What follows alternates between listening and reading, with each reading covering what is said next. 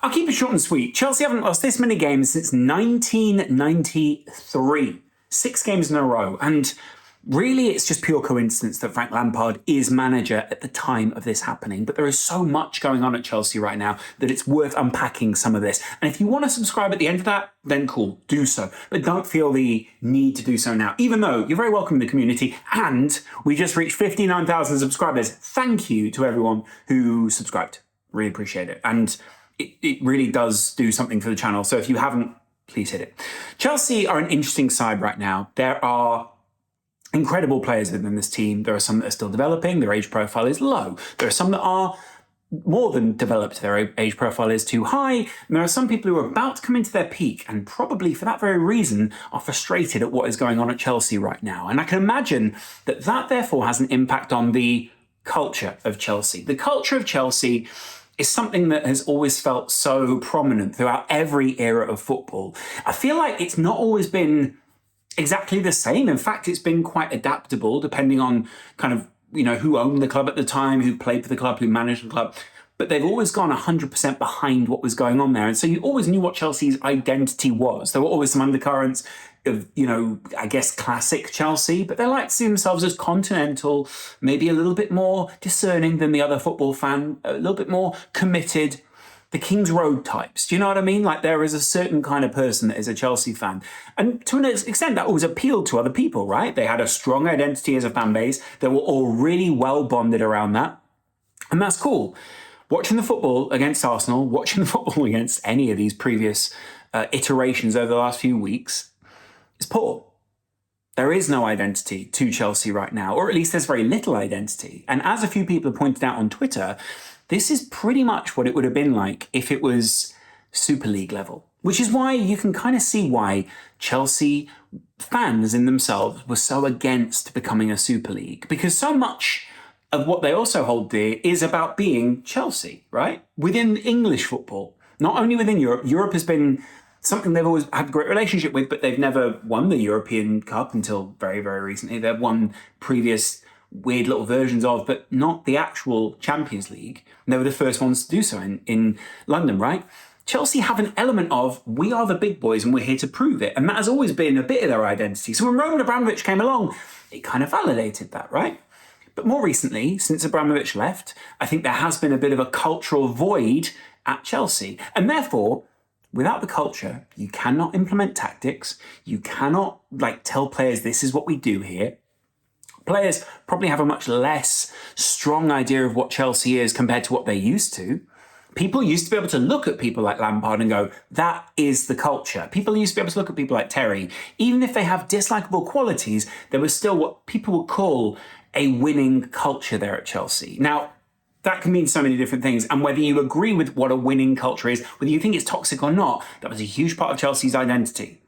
The 6th loss in a row, first time since 1993, it looks unusual, and it is a bad time to be losing like this. But I can identify a couple of reasons why.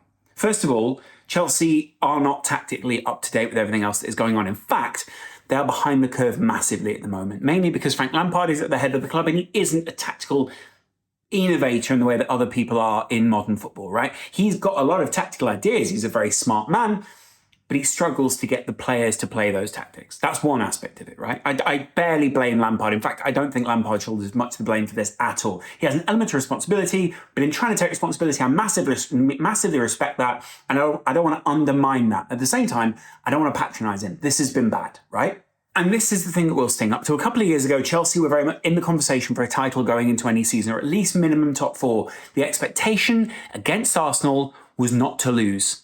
That wasn't even the expectation, that was a hope. That is an indictment of what is going on at this club right now. It is an indictment of the culture that is there right now. Not the fans, not the people who are cheering the team on. Those people are very frustrated and rightly so. But it's an indictment of what is going on in the team and the expectations of the quality of this side right now. The fact that Arsenal have got what they've got and Chelsea are so far off that, bridging that gap is huge. But you can get a manager in that can change that. On the opposite side of that, you've then got Todd Bowley's owned Chelsea, which I think has seen a massive void in recent weeks of culture, of the idea of where the club is going. I think agents are probably in players' ears. Players are probably saying to their agents, what are we doing here? Like, am I going to be here next season? Who are they going to be signing? Am I going to be playing regularly? And at the same time, some of the signings are unusual, should we say. I actually think the Mudryk signing is an unusual signing. Beating Arsenal to him, cool, good for you guys.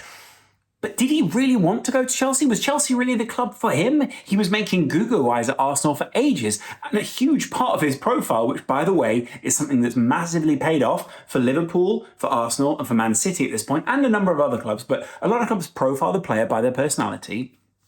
Some of those things that have paid off is basically that they want to be at the club. Their profile fits the club.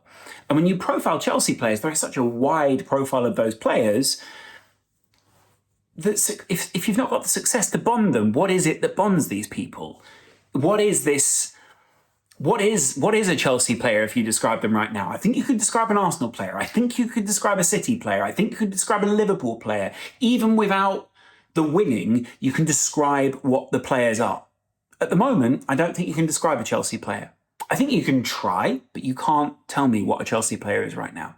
You can tell me there is potential. You can tell me they've got high wages. You can tell me they've got high prices. You can tell me their contracts are long.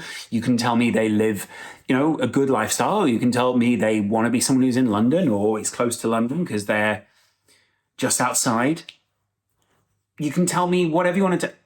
Those things aren't inherent only to Chelsea. Whereas I think some of the aspects of what goes on at Arsenal is inherent to Arsenal. What happens at even Spurs inherent to Spurs. What happens at Liverpool inherent to Liverpool, etc. This is bad. There is a void at Chelsea right now, not only from the top down, but from the bottom up as well. Even the Chelsea staff, who know now roughly what the Chelsea transfer policy is going to be, are questioning the long term of what is happening at the club. Will any of the youth that we develop come through, or are we just stockpiling players to keep selling them on here? What are we doing about that European network that we've built? How do we deconstruct that or reconstruct that? Do we still want to keep that? Is that even worth keeping? Or is that just, again, another political tool for Chelsea to kind of get some tentacles out there into Europe and possibly exert some more political or soft control over other parts of the world, right? So, sure, like people will miss Roman Abramovich for the lack of success or whatever it is. Sure, that's one aspect of it. Just think about all the other implications. Do you really want your club linked to that? Probably not. So what do you do with Todd Boehly?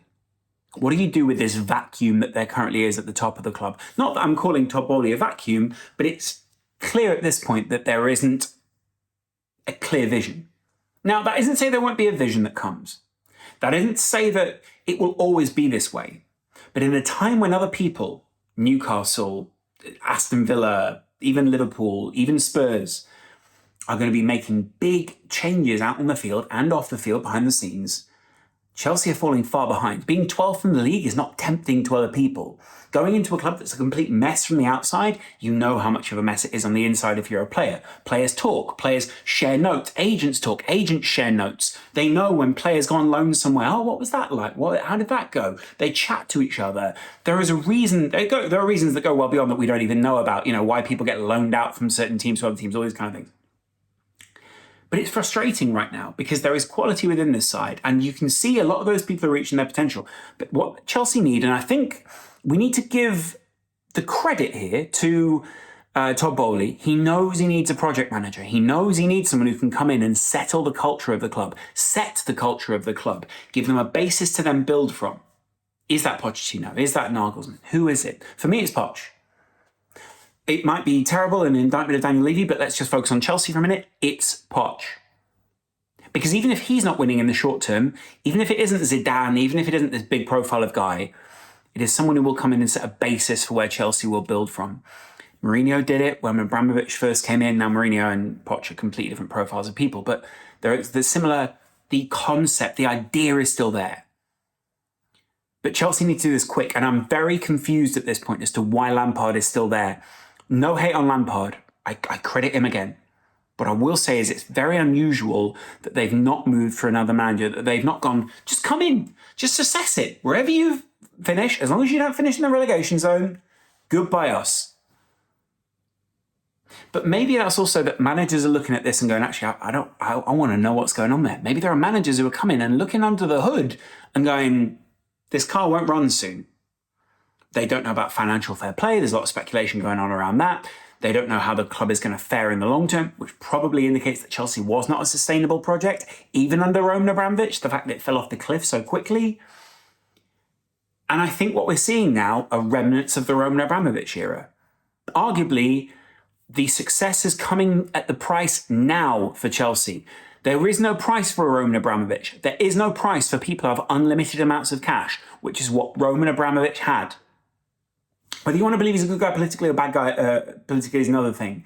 The cash came from a source. We know what that source was, and that was effectively a bottomless pit of sorts. Chelsea can't run like that anymore. This is the growing pain of that. Don't blame an owner. You can blame an owner in a sense, but this guy bought Chelsea because he wanted to make them better. He didn't buy them because he wants to run them into the ground, because he wants the real estate, because of any of this stuff. He knew what he was buying. He knew what he was buying into. He has got stakes in loads of other sports franchises globally, right? This guy's not an idiot. What I'm saying is, I think that Chelsea at the moment are feeling the growing pains. And to blame someone who is trying to fix some of the issues which were being papered over for years is silly. To blame Lampard for this, silly. To say the players aren't up to it, crazy. These players are incredible quality. Some of them might not want to be there. I don't think Mudryk should be there. I think he should be at Arsenal. I don't think Ziyech should be there. I think he should be at Ajax or AC Milan or wherever he wanted to go in January and the summer before that and the January before that and before that. Lukaku doesn't want to be there. Don't bring Lukaku back. Send him off to Inter Milan. Get him the deal he needs. Get players who want to be there. Build a culture with someone like Pochettino and thrive.